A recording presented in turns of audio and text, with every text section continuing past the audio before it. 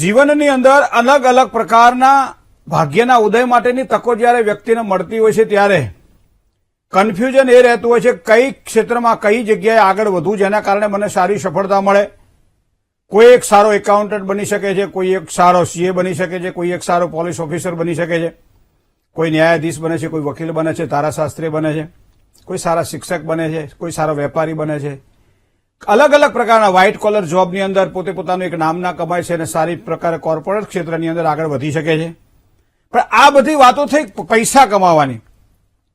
તો ક્યારેક ક્યારેક એવું લાગે કે પૈસા કમાવા માટે આ સિવાય પણ ઘણા બધા ક્ષેત્ર છે, પણ એને કારકિર્દીમાં તમારે જો એને રૂપાંતરિત કરવું હોય તો કયા પ્રકારના ગ્રહો જોઈએ, અને એમાંના આ એક યોગની વાત કરવી છે મારે આપને. એ યોગ છે સ્વર. ઘણા માણસો સ્વર દ્વારા કમાય છે. ડબિંગ જયારે થતું હોય ત્યારે બોલતા હોય કોઈ અને એનું ડબિંગ કરતું હોય કોઈ, મતલબ એને એના પૈસા મળે છે. સારા ગીતો ગાવા હોય અને પોતાનો સ્વર સારો હોય, સુરીલો સ્વર હોય, ત્યારે આ વ્યક્તિ ગાવામાં ખૂબ જ આગળ વધી શકે છે. જેની પાસે બોલવાની કળા છે, જેની પાસે જ્ઞાન છે, ઉત્તમ જ્ઞાન છે, એ સારા મોટિવેશન બની શકે છે. એ ઉપરાંત એ સારું પોતાનું કર્મક્ષેત્રમાં આગળ વધી શકે છે અને પોતાની કારકિર્દીને એમાં બનાવવા માટે પ્રયત્ન કરે છે. વિભિન્ન અલગ અલગ પ્રકારના ક્ષેત્રની અંદર એ પોતે અજમાવિશ કરે છે અને એના દ્વારા સારી સફળતાની પ્રાપ્તિ થાય છે. તો આ બધા જ યોગો આજે વાત કરવી છે આપણે કે આ બધા યોગો ઉભા થાય ક્યારે? પુત્રના પારણે અને વહુના બારણે. આ કહેવત તો આપણે બધાએ સાંભળી છે કે છોકરું નાનું જયારે ઘોડિયામાં હોય પછી જેના જ્ઞાનનું સિંચન માં કરતી હોય છે ત્યારે ખૂબ મહેનત કરે છે, પણ છોકરાની અંદર જે જ્ઞાન પડ્યું છે એ જ જ્ઞાન બહાર નીકળે છે અને એના દ્વારા જે પોતાની કારકિર્દી બનાવે છે. માતા અને પિતાની ઈચ્છા કે અમારો સંતાન મોટો એન્જિનિયર થાય, અમારો સંતાન મોટો ડોક્ટર થાય, પણ આ સંતાન ડોક્ટર કે એન્જિનિયર થવાના બદલે બીજા જ કોઈ ક્ષેત્રની અંદર પ્રવીણ બને છે અને ભણેલું બધું જ ભૂલી અને બીજા નવા ક્ષેત્રની અંદર આગળ વધી અને પોતાની કારકિર્દી બનાવે છે. તો શું આ બધું આપણે ગ્રહોના આધારે જાણી શકીએ છીએ? તો કે હા, જાણી શકીએ છીએ. 4 વસ્તુ આપણે ધ્યાનમાં રાખીએ. હંમેશા એમ કહેવાય છે કે કોઈ પણ વ્યક્તિ જયારે બોલતો હોય ત્યારે એની વાણીની અંદર કેટલો પ્રભાવ છે, સામેના વ્યક્તિને કેટલી કઈ રીતે આકર્ષી શકે છે, એની પોતાની પ્રતિભાને કઈ રીતે જાગૃત કરી શકે છે, અંદર પડેલી જે વાચા જે છે જેને કહેવાય ને એ કંઠ દ્વારા કઈ રીતે વ્યક્ત કરી શકે છે, અને એમાં મધુરતા કેટલી છે, એમાં કટુતા કેટલી છે, એમાં ક્યારેક ક્યારેક ક્રોધ, એમાં ક્યારેક ક્યારેક શિથિલતા, ક્યારેક ક્યારેક સાંભળવું, ક્યારેક ક્યારેક ન સાંભળવું, ક્યારેક ક્યારેક બોલવું, ક્યારેક ક્યારેક ન બોલવું. આ બધી કળા અને દુર્ગુણો ઘણી વખત મનુષ્યના જીવનની અંદર એક સાથે પાંગરતા હોય છે. પણ એવા સમયે યોગ્ય વ્યક્તિ, કારણ કે એમ કહેવાય છે કે 2 વ્યક્તિઓ આ સંસારની અંદર કોઈ દાડો ચાલે નહીં. એક તો સાચું જેને ખબર છે અને છતાંય એને અનુસરતો નથી, અને અથવા તો બીજું જે ખોટું છે છતાંય એને અનુસર્યા કરે છે. તો ન જાનામી, હું આ જાણતો નથી છતાં મારાથી થઈ જાય છે કે આપણે કહીએ ને તો જાનામી ધર્મમ નચમે પ્રવૃત્તિ, જાનામી અધર્મમ નચમે નિવૃત્તિ. આવું દુર્યોધનનું વાક્ય આપણે મહાભારતમાં સાંભળ્યું છે. તો મિત્રો આ જ વાણી વ્યક્તિને કેવી રીતે કઠોર બનાવી શકે છે, આ જ વાણી દ્વારા પોતાના સ્વરને સુરીલો બનાવી અને વ્યક્તિ કઈ રીતે આગળ વધી શકે છે એની વાત કરવી છે. ઘણા માતા પિતાને એમ કે અમારો બાળક એક સારું સંગીત કહી શકે છે, અમારો બાળક વાત કરી હતી કે જે સંગીત વગાડવાની એક કળા જે છે કઈ રીતે બાળકમાં ખીલે છે. તો આજે મિત્રો આપણે વાત એવી કરવી છે કે સ્વર સુરીલો ક્યારે બને. તો સ્વર સુરીલો ક્યારે બને? તો મતલબ કે બોલવામાં કોઈ પણ પ્રકારની તકલીફ ના હોય ત્યારે, મીઠો કંઠ જેને કહી શકાય. તો અહીંયા કોયલ ને કાગ વાને વર્તા રહી, જીભલડીએ જવાબ હાચું હોરઠિયો ભણે. તો આ વસ્તુ ક્યારે બને છે? તો એનો મતલબ અહીંયા મારા જીવનની અંદર કોઈ વિકાસ કરવો હોય, મારી કળાનો, અને જો સૂર અને સંગીતનો આશ્રય લેવો હોય, તો મારી વાણી મધુર બનાવવાની હોય, તો એ કુંડળીમાં કયા ગ્રહો મહત્વના હોઈ શકે છે? તો એનો મતલબ એવો થયો કે જન્મ કુંડળીની અંદર બુધ જો પાવરફુલ હોય તો આ વ્યક્તિ જીવનમાં મહત્વના કામકાજ કરી શકે છે, વાણીને શુદ્ધ બનાવી શકે છે.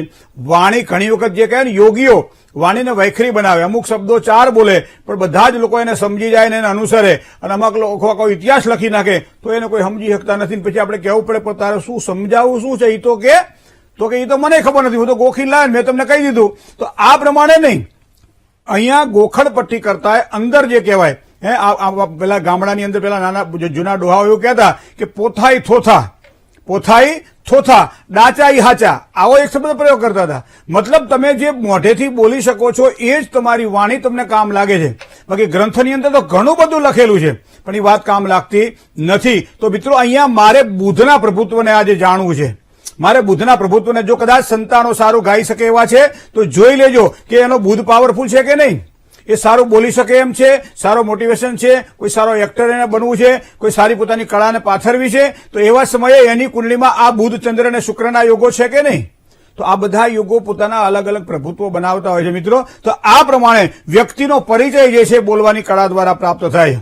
હવે આ તો બધા વાત થઈ, મેં તમને કહ્યું એ પ્રમાણે જ્યોતિષી વાત, પણ આના મારા કોઈ અનુભવ ખરા, આવું કોઈએ કંઈ કરેલું હોય, કોઈ જાણેલું હોય, અથવા તો ક્યાંક તમને કુંડળીમાં દેખાયું હોય કે ભાઈ આવા વ્યક્તિઓ સારું ગાય છે, અથવા સારું જેને ગાયું હતું આજ પણ એની નામનાઓ છે, જેને ખિતાબો મેળવેલા છે, પદ્મશ્રીથી માંડી અને અલગ અલગ પ્રકારના જેને કહેવાય કે પોતે જેને અલંકૃત છે, આવા વ્યક્તિઓનો પરિચય ખરો? તો કે હા છે. કેટલા પરિચય છે તો બધા જાણીએ છીએ આપણે કે સામાન્ય રીતે સ્વર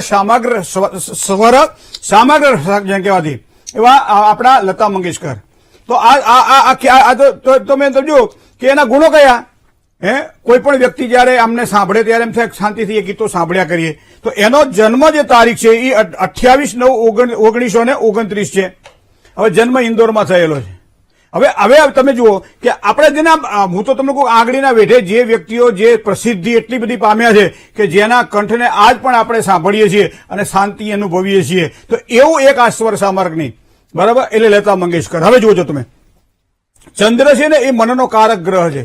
મનની શાંતિ અપાવે, શીતળતા અપાવે. અશુદ્ધ મન, અશાંત મન ક્યારેય વ્યક્તિને આગળ વધવા દેતું નથી. કારણ કે મનઃ એવ મનુષ્યાનામ કારણમ બંધ મોક્ષયો, મોક્ષનું અને બંધનનું કારણ મન છે. અને એટલા માટે ચંદ્ર ઉપરથી આપણી રાશિ પડે છે, આપણું નામ પડે છે. તો અહીંયા ચંદ્ર તમે જુઓ તો એમની કુંડળીમાં ચંદ્રથી બીજે છે શુક્ર. હવે શુક્ર એ સૌંદર્યનો કારક છે. તો બીજું સ્થાન શેનું છે? વાણીનું સ્થાન છે. તો સુંદરતા કોને આપી? વાણીને આપી. તો એનો મતલબ એવો થાય કે ચંદ્ર એ શીતળતા આપે છે, સાથે સાથે બીજું સ્થાન એટલે વાણીનું સ્થાન, અને વાણી સ્થાનમાં રહેલો આ શુક્ર એને એક સારી સફળતા પ્રાપ્ત કરાવડાવે છે ઉચ્ચ ખાનદાનમાં, એવા ક્ષેત્રમાં એ જન્મેલા કે જ્યાં બધું સંગીતનું જ માહોલ હોય અને એ પ્રમાણે આગળ વધી શકે છે. બીજું પછી જોઈએ આત્મકારક. તમે તમારી પાસે સારું ગળું હોય, તમે સારું ગાઈ શકો એમ છો, પણ અંદરથી ના હુજતું હોય તો કઈ આત્મવિશ્વાસ ના હોય તો, અને આત્મવિશ્વાસ માટે કુંડળીમાં સૂર્યને જોવાનો હોય છે. તો લતા મંગેશકર, સ્વર્ગસ્થ શ્રી લતા મંગેશકરની કુંડળી આપણે જોઈએ તો ત્રીજા સ્થાનની અંદર શુક્રથી બીજે, ચંદ્રથી ત્રીજે તમને સૂર્ય જોવા મળ્યો. તો એ પ્રમાણે કુંડળીના ગ્રહોને જોતા જઈએ આપણે. અને એથી ઉપરાંત તમને કહું કે અંદર સાથે એક પ્રબળ આત્મવિશ્વાસ જોઈએ, મોટા વ્યક્તિઓનો સંગ જોઈએ, ક્યારેક કોઈની પાસે બેસી અને શીખવાની જેને કળાની ઈચ્છા થાય, અભિમાન જેનું છૂટી જાય અને શાંતિથી અને સરળતાથી જેને કહેવાય સરસ્વતીની આરાધના કરતા હોય, તો એના માટે કુંડળીમાં મંગળ જોઈએ. તો તમે જોજો પહેલા સ્થાનમાં ચંદ્ર, ચંદ્રથી બીજે શુક્ર, શુક્રથી ત્રીજે સૂર્ય, અને પછી આવ્યો મંગળ. તો આ પ્રમાણે ગ્રહોની જો વાત કરવા જઈએ તો એ કેટલા બધા ખિતાબો જેને પ્રાપ્ત થયા છે. આજ મનુષ્યના જે સંગીતનો જે રસિકજન છે એના હૃદયની અંદર આ નામ કાયમ આપણે કંડારાયેલું જોવા મળે છે. પણ વાત મારે કરવી છે બુધની, કારણ કે વાણીનો કારક તો બુધ છે. તો અહીંયા કુંડળીની અંદર મંગળની સાથે બુધ જોડાયેલો છે. હવે બુધ એકલો હોય તો બરાબર છે, પણ અહીંયા બુધ ચંદ્ર સાથે, મંગળ સાથે જોડાયેલો છે. હવે બીજું તમને કહું, જેની જન્મ કુંડળીની અંદર તમે તમારા છોકરાઓની કુંડળીઓ જોઈ લેજો, દીકરીઓની કુંડળીઓ જોઈ લેજો, તમે તમારા પરિવારની કુંડળીઓ જોઈ લેજો.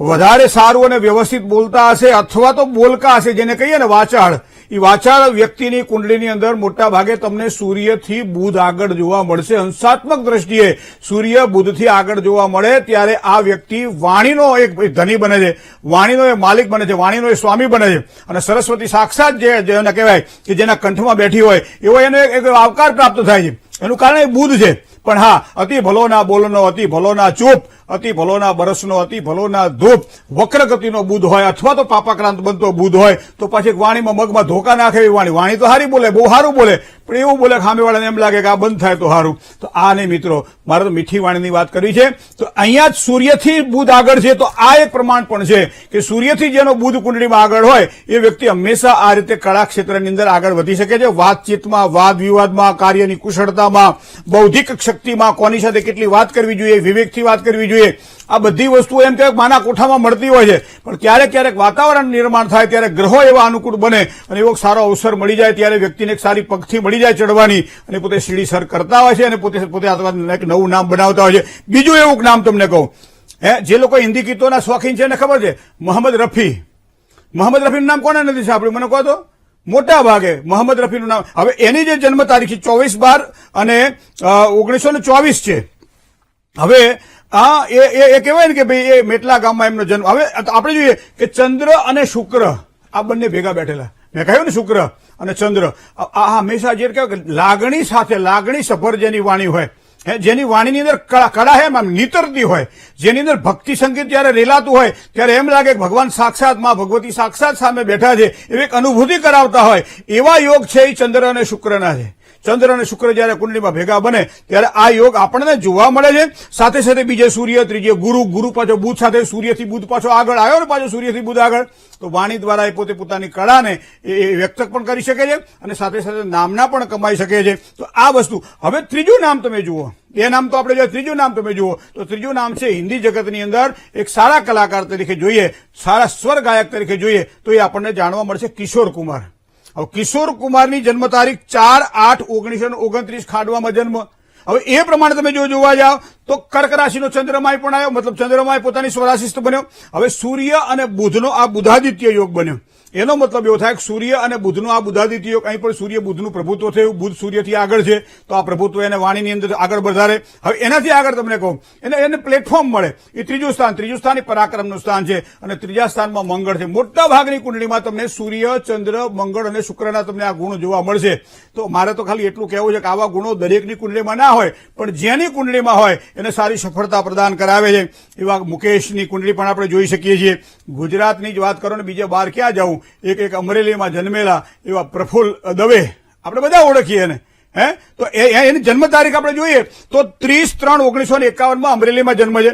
હવે ધનનો ચંદ્ર, 5 શુક્ર અને બુધ, બીજા સ્થાનનો સ્વામી શનિ એ પોતે કર્મસ્થાનની અંદર. તો આ ક્ષેત્ર મૂળ કહેવાનો મતલબ એવો થાય કે સૂર્યથી બુધ તો કુંડળીમાં આગળ હોય, બુધનું પ્રભુત્વ સારું હોય તો આ વ્યક્તિ એક કળાનો ધની બને છે, કળાનો એક સ્વામી બને છે અને એના કારણે માં ભગવતી સરસ્વતી સાક્ષાત એમ કહેવાય છે એના કંઠમાં નિવાસ કરતી હોય અને એવા સમયે જે કંઈ એ પીરસે છે, જે કંઈ આપે છે, જે એની પોતાની અભિવ્યક્તિ છે રજૂ કરવાની જયારે હોય ત્યારે એમ કહેવાય છે કે આ વ્યક્તિ હંમેશા પોતે બધી જગ્યાએ 100% તો સફળતા ક્યારે કોઈને મળી નથી પણ વધારે સફળતા પ્રાપ્ત કરવાવાળા આવા કલાકારોની કુંડળી જયારે આપણે જોઈએ, ગાયકની કુંડળી આપણે જોઈએ ત્યારે આપણને ખબર પડે કે બુધનું પ્રભુત્વ તો છે જ. તો વાણી શિથિલ ન બને એટલા માટે સરસ્વતીની ઉપાસના ખાસ કરી આવા સમયે મધનો ઉપયોગ કરાતો હોય છે. ભવિષ્યમાં પણ જયારે આપણે વાત કરીશું બાળક જયારે બોલવામાં ઢીલું પડતું હોય, તોતડાતું હોય, હકલાતું હોય, બોલી ન શકતું હોય, 5 માણસ વચ્ચે બિયાતું હોય બોલતી વખતે, આપણી પણ વાત કરીએ કે આપણને પણ કદાચ આવું થતું હોય, કહીએ છીએ પણ ઓઠે નથી અને આવા સમયે મધના એવા કયા પ્રયોગો કરીએ કે જેના કારણે આપણી વાણી પણ માં સરસ્વતીના આશીર્વાદ પ્રાપ્ત કરે એની વાત પણ આપણે આગળ કરીશું ક્યારેક સમય મળશે ત્યારે. હવે